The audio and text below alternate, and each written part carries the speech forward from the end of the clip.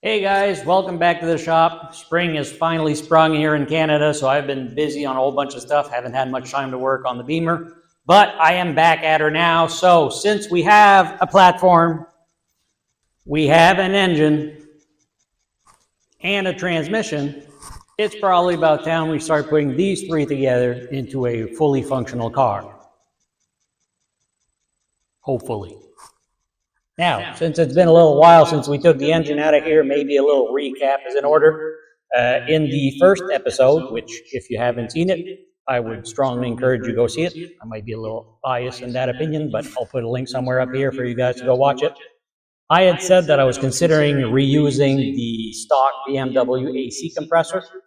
And since the pulley has the same size belt and the same pitch, it would be possible to adapt it to the LS and run it off the LS crankshaft pulley.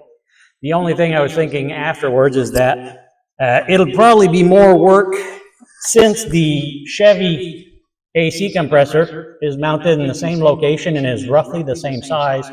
It's going to be a lot less work for me to just bolt this guy up in the stock position on the LS and then adapt my hoses instead. So that's what I will do. I will run a Chevy alternator. The BMW has a slightly higher output than one I can get for an LS, but the BMW also ran the high voltage motors for the variable lift induction system, which my LS will not have. So if I take the biggest alternator that is available on the LS, which I think is 125 amp, it should be close enough to be able to power everything in this BMW. So I'll use that. Again, makes adapting a lot easier. The only problem I will run into, like I said in the first video as well, is our power steering pump. For those of you that haven't watched the first video, BMW in this platform had two different options of power steering pump. It had one for the system that only ran power steering, which if any of you guys have done an LS swap in a Beamer before and have just hooked up the GM power steering pump to a BMW steering rack, let us know in the comment how that feels. Right? I know, for example, that if you hook up a GM pump to a Ford rack, the GM pump puts out a lot more flow and a lot more pressure than the Ford one. So if you hook them up directly, it makes the car highly responsive. It makes it squirrely AF. So let us know if you've ever done this, hook up a GM pump directly to a BM rack. Let us know how that feels. How's the flow and the pressure? However, in my case, because my car has the lovely active sway bar that runs off of hydraulic pressure, my car came with the large power steering pump, and I'm not absolutely sure that the GM pump would have enough flow to feed both the active steering and the rack at the same time. So I am going to try to use the BMW large pump and adapt it to my LS. Again, strangely enough, the large belt on the large pulley of the power steering system on a BMW, again, is the same width and the same pitch as an LS one. It's almost like the BMW engineers were hoping you'd put an LS in this thing. So let me show you guys how we're going to fit this guy onto our LS. Okay, when you are installing accessories off the drive belt on an engine, there are two ways of doing it. Either A, put the engine in the car where it goes, and then install everything around it. Advantage and disadvantage doing this way: if you have the engine in the car, that also means that everything else of the car is right in position. So that means you get to see immediately if, like, I don't know, maybe installing your power steering pump half an inch up, half an inch down, clocking it a little bit differently might give you the clearance you need, right? If you do it in the car, you get to see all of that in real time, makes your work a little more effective. The downside of doing it that way is that, well, you're stuck working like this where there's no room to work and you don't get to see what you're doing clearly, right? Because when we are working on anything that runs off the belt, the most critical factor is that all of your pulleys have to be 100% aligned. You cannot have any kind of offset. You cannot have any kind of misalignment, because if you have either one of those conditions, one of two things is going to happen. Either the engine is constantly going to be throwing the belt, or even worse, it's just going to destroy the belt and rip it to shreds. So you have to make sure that all of your pulleys line up 100% straight, which usually you just can eye it down to make sure everything lines up. But if it's in the car, you know, there might be a fender in the way or a steering rack or stuff like that. So the second way of doing it is to do it outside of the car, right? So now I've got all the room in the world to work on. I can plan everything where I want to put it, look at it, make sure everything lines up. Makes my job a little bit easier. The downside of doing it that way is that you can have everything positioned the way you want, perfectly aligned, and then you go to install in the car and turns out where you put the pump is exactly where, I don't know, the strut tower wants to be or whatever, right? So, advantage and disadvantage of both ways. Now, I think I'm going to do it the second way for multiple reasons. Like I said, a little more easy to work out here. I get to see what I'm doing a little bit better, but more importantly, so will you guys, right? You'll get to see what I'm doing. And also, like I said, the LS is significantly narrower than the N62 that was in the Beamer, so I should have plenty of room if I put my stuff probably in the same position as it used to be. So I'm going to start off with the alternator on that side. And to install that, I bought a very affordable serpentine bracket set off of eBay for like 30-something bucks, maybe 40 bucks. I'll put a link in the description if you guys want to buy your own. The reason I went for a cheap bracket off of eBay, well, A, I'm a cheapskate, but B, more importantly, because we're going to be adapting our power steering pump from the Beamer anyways, I'm going to end up having to cut, hack, grind, weld, whatever, do what I have to do to make that pump line up. So there's no point in destroying a perfectly good Holley set or a ICT billet set, right? A cheap set off of eBay should work fine. So like I said, I bought this set off of eBay, which honestly, the quality is not bad. The only thing is it didn't come with instructions. So if you guys decide to go in the same way, you take large bracket, take the 3 long bolts that came with it. The long bolts are going to go down the bottom here, here, and here. Then there are 2 long spacer tubes that are going to go on, again, the bottom bolt. Let me just start that one by hand down here.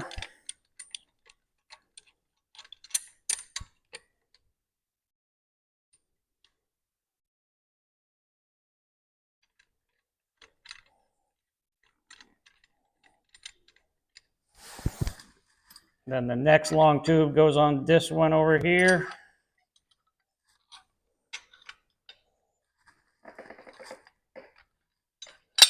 Again, just started by hand, finger tight for now.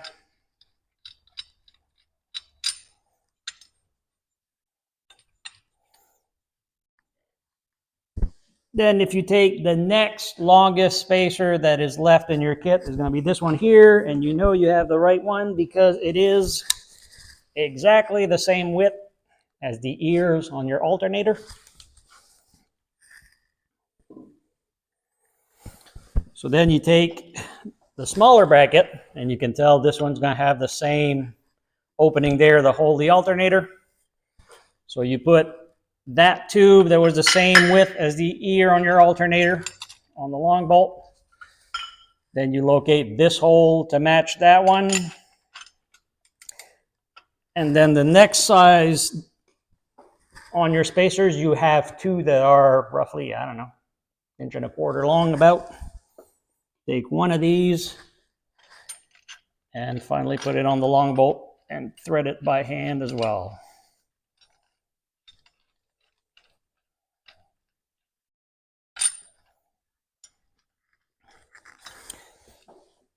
Now, if you take what you have left for bolts, the next longest ones are these 2, followed by this one. So you put these 2 aside for now. These will hold your alternator. And the next one here, you can swing the little bracket so you can clear the bolt, then swing into place. Take your other spacer that was the same length, as the one we used previously on the long bolt.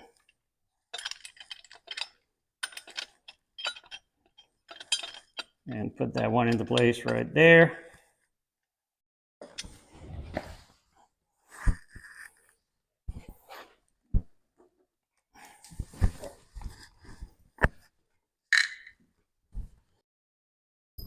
And now you can place your alternator.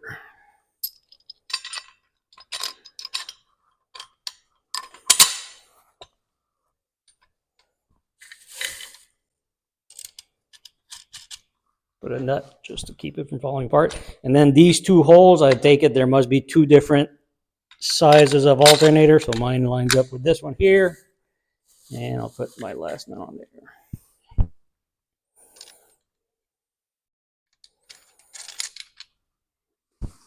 So that gets our alternator in place. And then we can tighten these for now. And then we'll address the power steering pump after.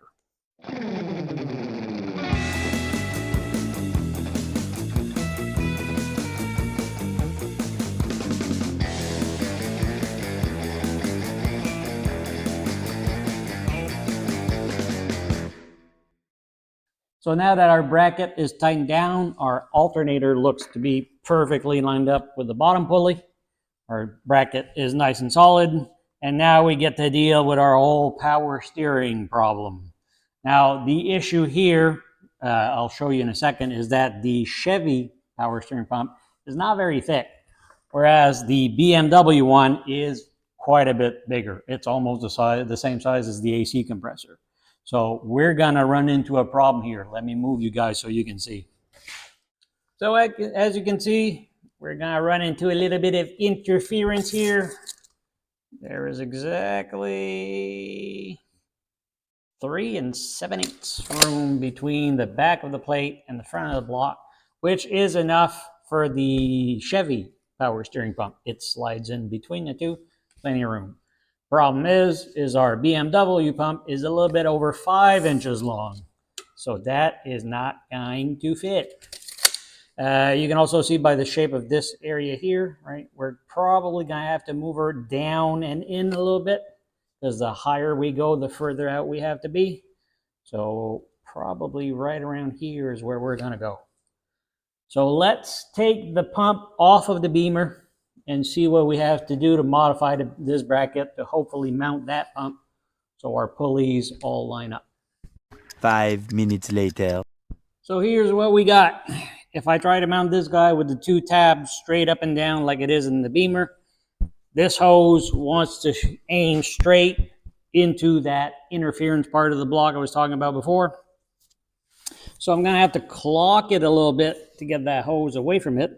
But the funny thing here is if I mount it to the back of the plate, the way it will go, the alignment really isn't far off. Let me find a bolt and nut, tie this guy in place temporarily so I can show you.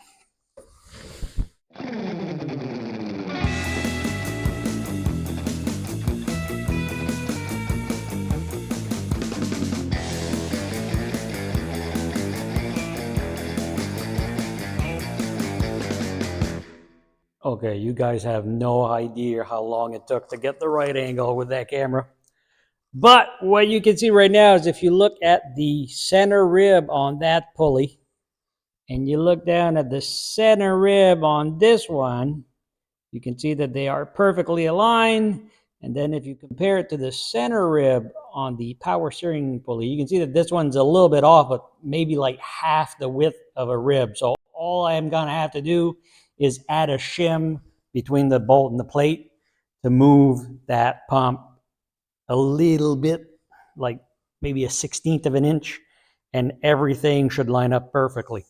I am gonna be able to move the pump closer to the block. There's a bunch of room back there. Let me show you guys. So as you can see, there's all kinds of room for activities back here. So I'm gonna be able to slide her in closer, probably drill a new hole there and grind this one down to clear the pump. And then I'm gonna have to like modify this part so I can put another attachment point for the second bolt. And then we're going to have to make some kind of bracket that grabs the back of the pump like it did in the BMW, and we can secure it to the block over here. But that should fit pretty good. 20 minutes later. So I've added a little bit of clearance for my pump. I could move a little bit closer to the block, but now I'm starting to run out of clearance between the pump and the spacer tube that's on this bolt. And then I drill a hole in here once my caulking of my pump was where I wanted it. So now to fill up the rest of the area and grab this bolt hole, I'm gonna make a plate that covers this area, probably at 1/4 inch steel, and I'm gonna bolt it from behind to the 2 bolt holes that I have there. And then I'm gonna make a second plate, hopefully out of the same material, or at the very least the same thickness material as this stuff, and attach it to my first plate from the front. That way the back of my second plate will be flush with the original mounting plate, and that will give me a mounting hole for my second ear on my pump. After that, all I have to do is a steel bracket from the back that will secure the back of the pump to the engine block. Much later. So after going through my pile of offcuts and leftover pieces, turns out I don't have any aluminum that is the right dimension or the right thickness. So I have to fall back on good old 1/4 inch plate. I've refined my shapes a little bit. So the first place looked like this. It is going to mount from the back like so. And I am going to secure it with those 2 bolt holes. As I said, you can see that it clears the tab. And I have 2 additional bolt holes here to secure it to the other plate. So first let's bolt this one down.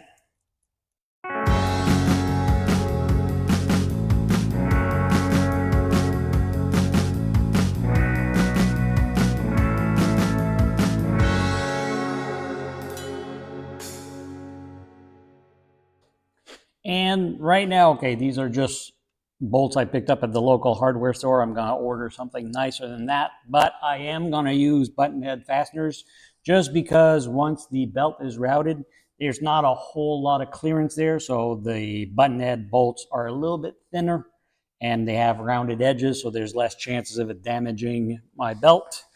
And then plate number 2 now looks like this, and she's going to go right over here. Like I said, secure to the back plate through these 2 bolt holes, and it'll grab the last ear on my BMW pump through here.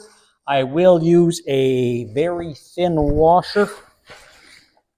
I found some very thin washers because, like I said, I needed to space the pump slightly back in order for everything to line up. So I will mount that right now.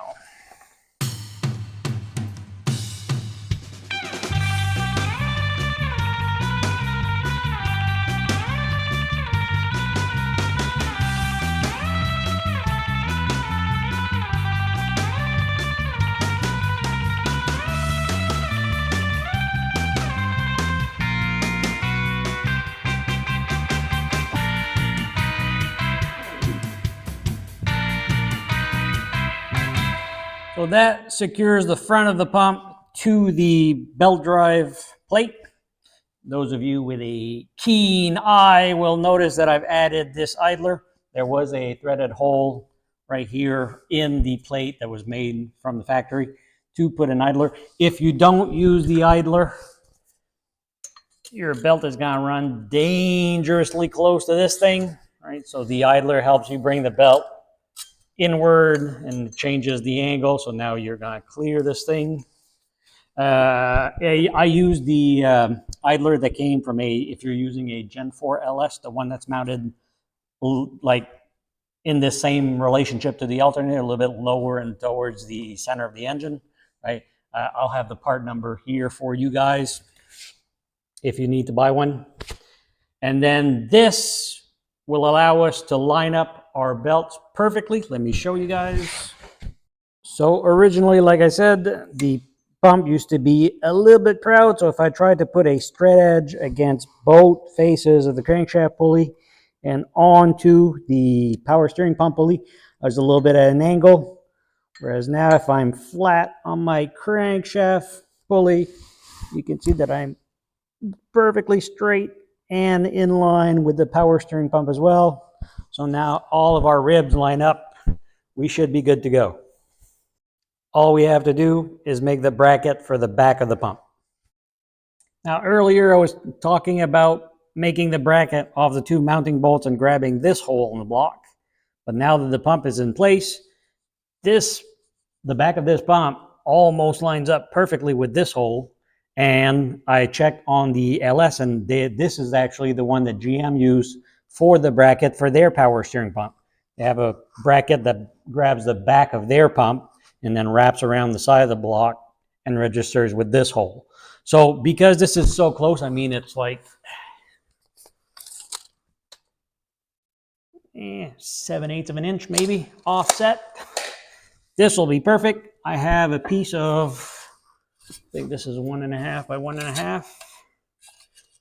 Yeah, 1.5 by 1.5 by 1/8 inch angle iron. So I'm just gonna cut a piece probably about 6 inches long, 7 inches long, somewhere around there. So I'm gonna poke 2 holes in there. I'm gonna have to clearance it for that same part of the block. And then what I'm going to do, I'm going to draw a straight line from the face of this mounting hole. I'm going to pi notch my angle iron, bend it to the proper angle so that this flange goes straight up here, drill a mounting hole, weld it back up, make her look pretty, and that should be plenty stiff to hold the back of the pump. So let's get that done. A few moments later. And there, my final version looks like this. So I have my 2 mounting holes for the back of the pump, my other mounting hole for the block. And as for these 2 holes, they're there to make the bracket more aerodynamic. No, they're there because I went and put my template on the wrong side before I drilled the holes. Okay, ignore those 2 holes. I'll find something to zip tie to them, but this here should hold everything in place. So if I put my pump bolts back in,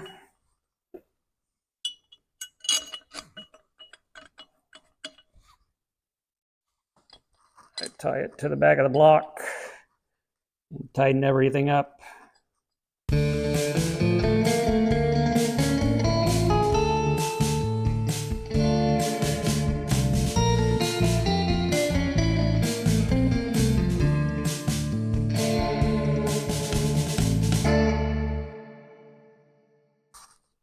There, good and solid. Now, let's move on to the other side. So on this side, as I've said before, I've decided not to try to reinvent the wheel. I just stole an AC compressor bracket off another marketplace donor LS I have lying around in here. Cleaned it up, made it look pretty. Gonna mount it in the stock location with the stock fasteners, and then just use a plain Jane Chevy AC compressor. So that'll run the stock belt and everything. So now all I have to do is wait for my 2 brand new belt tensioners to come in so I can figure out what belt I need. Of course, the AC compressor one will be stock, but the other one will be a little bit different. But for now, let's get rid of all that now that we know that it'll work. And let's mate the transmission to this engine and get it sitting in the Beamer. Now, before we assemble our transmission to our engine, there is an issue we are going to have to address since we're using a cammed engine with an automatic transmission. Okay, for you guys that are seasoned veterans of the automotive project world and you're sick and tired of hearing me yap on, feel free to jump ahead to this point of the video. So less yapping, more wrenching. But if you are new to the hobby and you're trying to understand how to build these type of projects, let me explain what we're going to run into. So first off, what do we mean when we have a cammed engine? What's going to be the difference? Of course, the reason we put a cam in there, a high performance cam, is for the high performance. If we look at a sloppy stage shoe like what I put, it would be described as a 585 lift on both intake and exhaust with a duration of 228 and 230 intake and exhaust respectively at 50 thou lift with an LSA of 112 degrees. What does all this gibberish mean? Okay, 585 lift is how much the valves actually open, and the duration is the amount of degrees of camshaft rotation that the valves are open at least 50,000 of an inch, right? We are trying to let more air into the engine. If we have more air in the engine, we can put more fuel in. Actually, we have to put more fuel in to keep our mixture correct. If we burn more fuel, it makes more heat. If it makes more heat, the gases inside the engine expand more, and the expansion of the gas is what pushes on the piston to make the power. So more air equals more fuel equals more heat gives you more power. So the first numbers tell you how much air the engine is going to be able to actually breathe in with every cycle of every cylinder. The LSA part, that's the part that's going to be an issue. So LSA stands for lobe separation angle. So the difference between a modern day engine that has double overhead cam with variable valve timing compared to a conventional cam and block engine is that on a double overhead cam, you have a camshaft that opens the intake valve and a camshaft that opens the exhaust valve. On a conventional cam and block engine, there's only one camshaft that opens all the valves. So if you think of what's going on in your engine, you have the piston going down on intake stroke, compression, power, exhaust, and then we start over again. So intake again, compression, so on and so forth, which means that on our single camshaft, the intake lobe is going to come directly after the exhaust lobe from the previous cycle. So the lobe separation angle is the angle between the center line of our intake lobe compared to our exhaust lobe. Why does that matter? Because when your piston is coming back up near top dead center on the exhaust stroke, the exhaust valve starts to close because we're almost done the exhaust stroke. And since the next stroke is going to be the intake stroke, we start opening the intake valve. There's a little period of time up there where both valves are slightly open at the same time. That is what we call valve overlap, and it will be determined by the lobe separation angle. If you have a very narrow lobe separation angle, you have more overlap. If you have a very wide lobe separation angle, you have less overlap. What does that have to do for us? Well, what happens, the reason we want overlap on a high performance camshaft is that by having both valves slightly open at the same time at high RPM, the velocity of the exhaust gas exiting the cylinder actually creates kind of a vacuum that draws some of the intake in. That's what we call the scavenging effect. So at high RPM, having more overlap allows that vacuum that gets created by the exhaust flow to draw more air in on the intake. Your engine becomes more efficient at high RPM. You make more horsepower at a higher RPM. The problem with that, though, is that, like I said, it only happens at high RPM. If you're idling, the exhaust gas isn't traveling all that fast, so you don't get that scavenging effect, which means that when your pistons goes back down on the intake stroke, it will draw in air from the intake side, but unfortunately, it will also draw some of the smoke back in from the exhaust side. That exhaust cannot burn again. So it actually poisons your charge. If you've ever heard an old muscle car coming into a car show and sounding like this,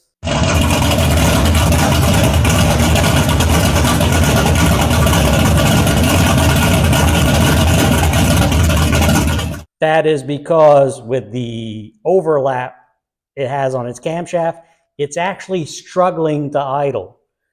I know, okay, I'm gonna ruffle some feathers by saying this, but the reason it sounds like that, it's because it's running like right now, at idle. The reason why us car guys love that sound is because we know that if it sounds like that at idle, when you stomp on it, she's gonna mean business. So where does that cause an issue? If you're drag racing the car, not a problem. If you are driving in traffic, however, the fact that the car doesn't want to stay idling gets kind of annoying. If you're stopped at a red light and every time you stop it wants to stall, not a good thing. Easy solution, crank up the idle a little bit, either with a screwdriver if you have a carburetor, Or with your tune, if you have fuel injection, ramp up the idle speed by a couple of hundred RPM, problem solved. The car now idles smoothly. If you drive a stick shift, you're sitting in traffic, foot on the clutch, things idling at 900 RPM, who cares? If you drive an automatic though, and anybody that's driven a cam engine behind an automatic knows exactly what's coming up, you're stopped at the red light with your foot on the brake, and if you have the cam engine and you crank the RPM for idle to keep the engine idling smoothly, it starts feeling like the car wants to creep through the brakes. And the reason for that is because of our torque converter. The torque converter is the part of an automatic transmission that replaces the clutch. How does a torque converter work? Well, the easiest way of explaining it, picture if you had two electric fans facing each other. One of them's plugged in the wall and the other one's not even plugged in. If you start the one that is plugged into the wall, its spinning will create an airflow, and that airflow will start the other fan spinning as well.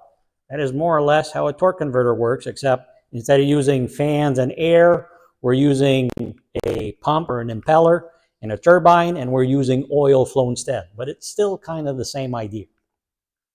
Now, what's going on inside of a torque converter is that the pump side or the impeller is actually attached to the housing in the torque converter, which is attached to the flex plate of our engine. So if the engine's turning, the torque converter is spinning, the impeller is spinning, which creates a flow of oil inside the torque converter. The turbine is meshed onto the input shaft of the transmission. So the flow of oil from our engine spinning actually starts making the turbine want to turn, and by extension, it drives the transmission and the drive wheels. What happens is that when you're stopped at the red light, you're locking the wheels, which locks the transmission and stops the turbine from spinning. However, since your impeller is still turning with the torque converter housing and the flex plate, there's still a flow of oil going on in there, so it's still applying force to the turbine. If you've ramped up the RPM for your idle speed, you're actually exerting more flow, so you're exerting more force on the turbine, so the turbine wants to start working its way through the brakes. So if you're sitting there in traffic, the car starts wanting to creep forward, you have to push with both feet on the brake like a maniac. Again, not a pleasant driving experience. So the solution to that is to use what we call a high stall speed torque converter. What is stall speed in a converter? So again, like I said, if we're driving the impeller, the flow of oil wants to turn the turbine. If you could actually physically lock the turbine so that it cannot move, what's going to happen is that, as I said, the impeller turning will still create that flow of oil. There comes a point where that force in the oil has to go somewhere. So if it can't turn the turbine and the transmission, it'll start creating a drag on the impeller. So there reaches a point where your engine can't add more flow because the drag that this flow creates actually tries to stop it. That is what we call stall speed. So by having a higher stall speed, it actually allows the engine to turn a little faster before it starts stalling out, and it changes the amount of force that gets transferred to the turbine. So you can go on Summit Racing and just buy yourself a high stall speed torque converter, except they're a little pricey. Now, me being a cheapskate like usual, I was actually looking at buying one from Summit Racing. I was prying my wallet open with a crowbar while crying one night on the internet, and I actually found a forum where somebody was suggesting something that I've never tried myself, but I thought the theory was quite interesting. So what he was saying is that if we think of our LS in those years, we had a 4L60 coming from the factory. The stall speed on a stock LS torque converter is about 2200 RPM.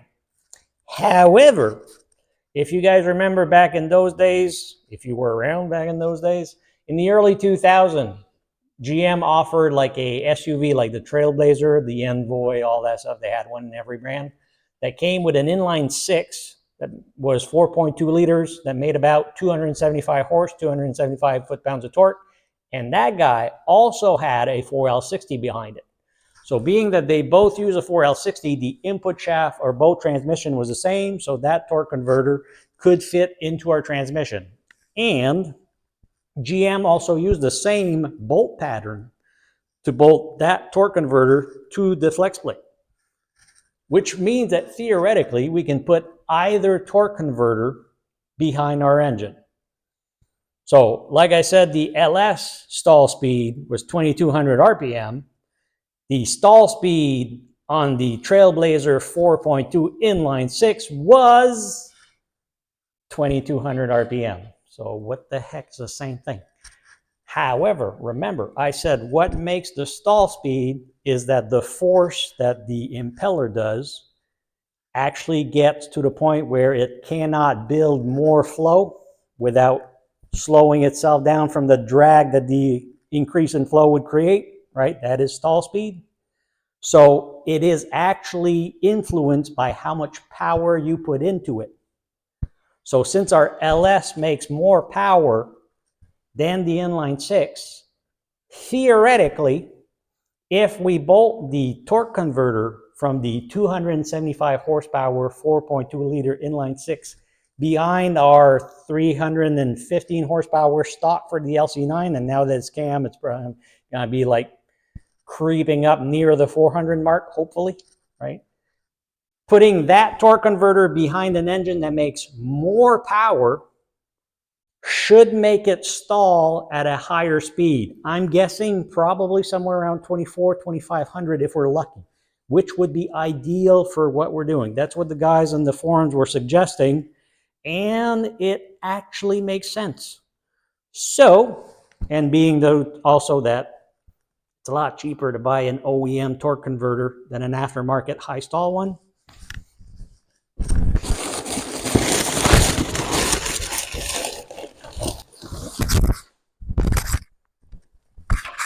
Ta-da! I have bought myself an OEM Chevy Trailblazer inline 6 torque converter.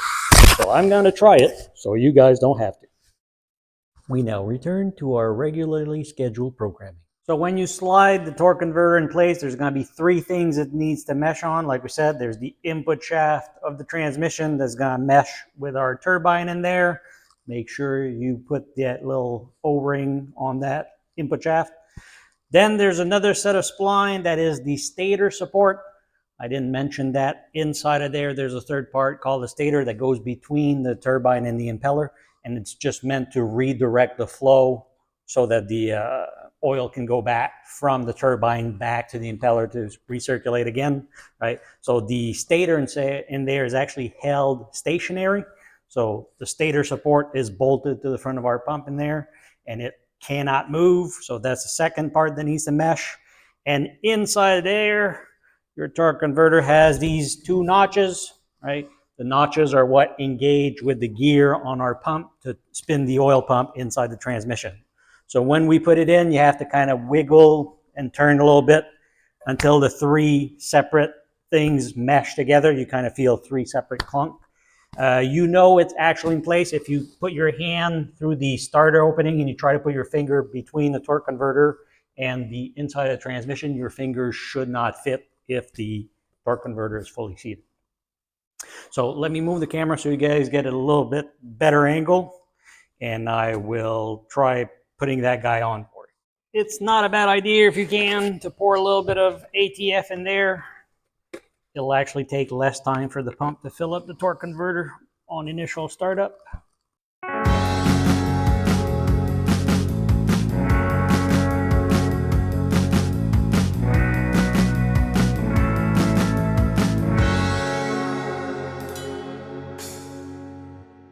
So I had to do the third clunk off camera because it's kind of hard to push and wiggle while the thing is on wheels.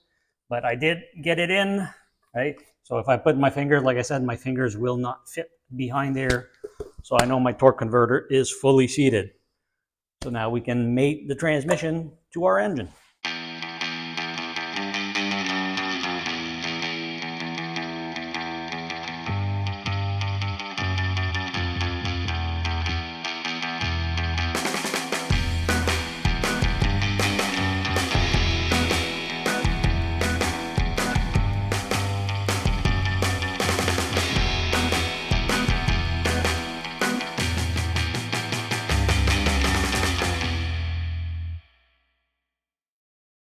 Ta-da! Now, if you've never mounted an automatic to an engine before, a few key points. You should never use the bolts to draw the transmission to the engine. Notice I said should, because honestly, sometimes if there's rust or paint on the dowel pins, it is really hard to get it to mate. If you do use the bolts to pull them together, what you want to do again, reach through the starter opening and make sure that your torque converter spins freely, and then move each bolt just a little bit at a time while spinning the torque converter. The reason for that is that as long as your torque converter spins, if you can draw the transmission to the engine with the torque converter spinning freely, you are golden. If, however, at any point in time the torque converter stops spinning, you want to stop immediately. What's going on, if you remember our little notch that was supposed to engage with the pump inside, if the torque converter stops spinning, it's because instead of engaging, it's actually on top of it. If you keep drawing the transmission to the engine with the bolts, you will mushroom the end of the torque converter, ruin the pump, and maybe even damage other parts deeper into the transmission. If that happens, back off the bolts, separate the transmission again, make sure your torque converter is all the way in, and start over. Once that is done, you can put the bolts that secure the torque converter to the flex plate. Always start all 3 bolts before tightening them, right? Tighten it finger tight, back off about a turn, 2 turns. Turn the engine over to go get the other 2 bolts. And the reason for that is because the torque converter actually centers off the flange at the back of the crankshaft, not the holes. And the holes in the flex plate are made a little bit oval to give you a little bit of wiggle room to line them up better. But if you tighten one of them completely before getting the other 2 in, they might not line up. So you make sure all 3 bolts are started. Once all 3 bolts are in, you can remove one of the bolts. Do yourself a favor, put a little bit of blue Loctite on it, and then torque it to spec. The spec on these is 47 foot-pounds, and then turn the engine, do the other 2 the same way. And then you should be ready to put it in the car.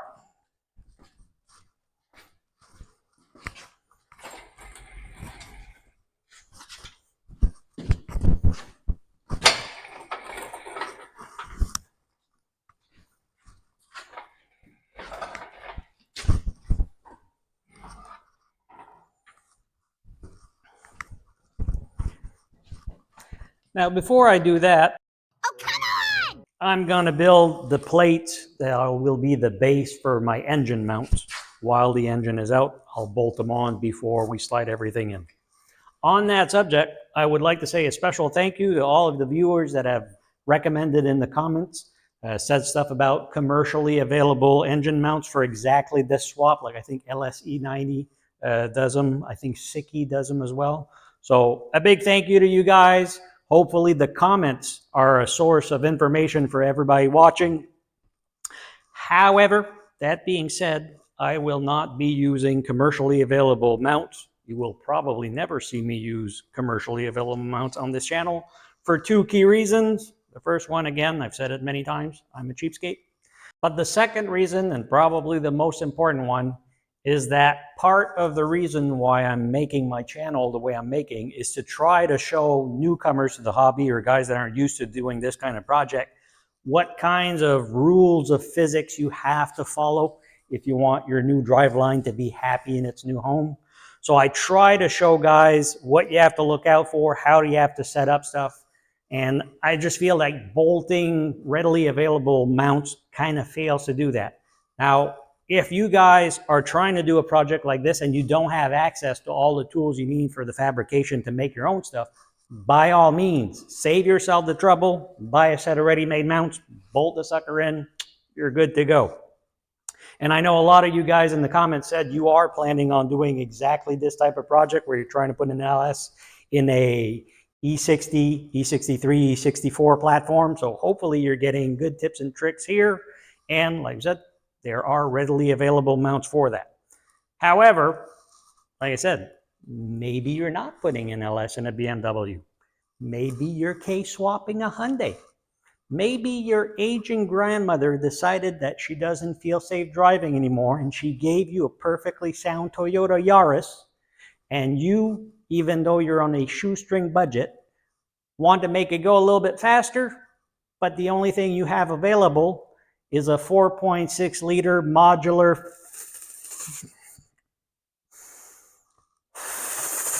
I can do this. I can do this. Ford. One of those engines.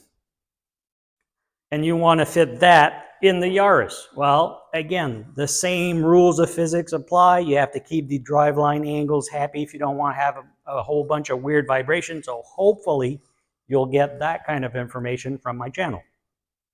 So the easiest way to make this base plate, if you are working with an LS, is to go buy a great big piece of flat bar stock, either 3/16 or 1/4 inch thick by 4 inch wide.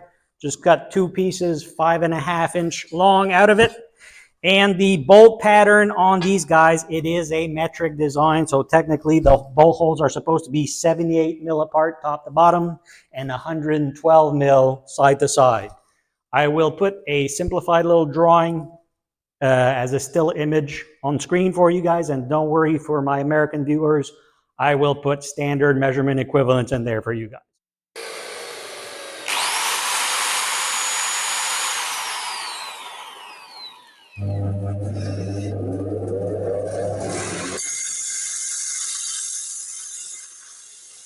So there, 2 LS engine mount base plate.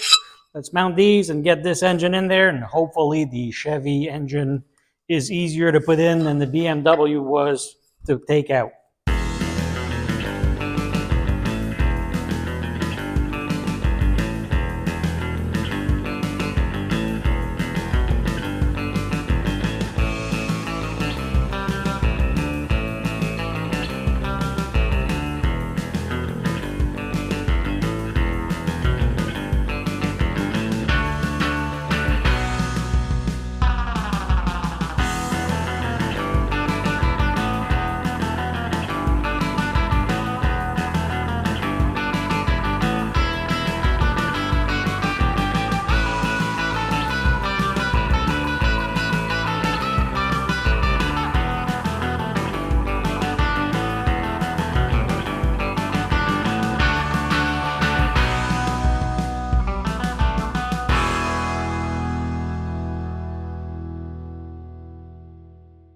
Well, that was easy. I'm sure you guys noticed, like, the LS engine went in there way easier than the BMW came out. It's almost as if BMW engineers knew that their driveline was going to be unreliable, and they made it so that the LS would fit in there. But all kidding aside, let me bring you guys in so you can see how much clearance we have in here. So on the passenger side, you can clearly see there is lots of room for activities in there. And if we go over to the driver's side, it's a little bit tighter, of course, with the steering shaft, but you can still see that there is enough room in there to snake our exhaust in there. Like, I don't know what it's going to look like with my factory, my store-bought header, but there's definitely going to be some way of modificating something for it to fit. And if we look from the top of the fenders, just to see how much clearance we're going to have up top, right? I don't know if we'll have room for the really tall truck intake, but there's definitely enough room for a car one.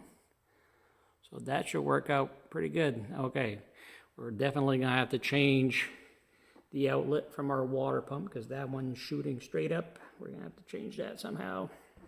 But other than that, everything fits real good up here.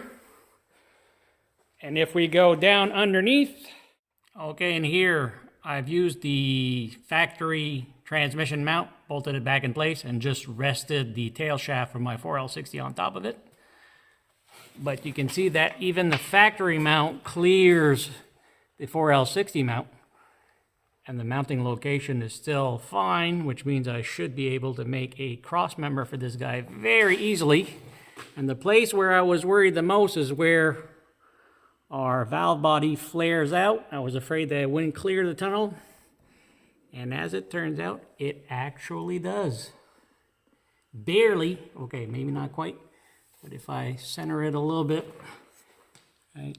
And more importantly, like, this isn't the part that's reinforced. It's over here. So if I have to clearance that area a little bit. It should be okay. Now, of course, like I said, right now I've just leaned the tail shaft on the cross member, so I don't know if my driveline angles are good or not. That's something we'll have to check. But so far, it looks like it'll fit pretty well. So this video is probably getting kind of long, so I'm going to let you guys go for now. Don't worry, I've got some time off from work coming up, so I'll be able to spend a lot more time on this project. So I promise you it won't take as long before the next video comes out. And next time we're going to position our driveline centered, level side to side, try to see we have the right driveline angle. And then we're going to try to bolt as many accessories and stuff on it as possible to see if clearance is an issue for anything or if we have to offset the engine at all. And then we can fabricate our mount and go from there.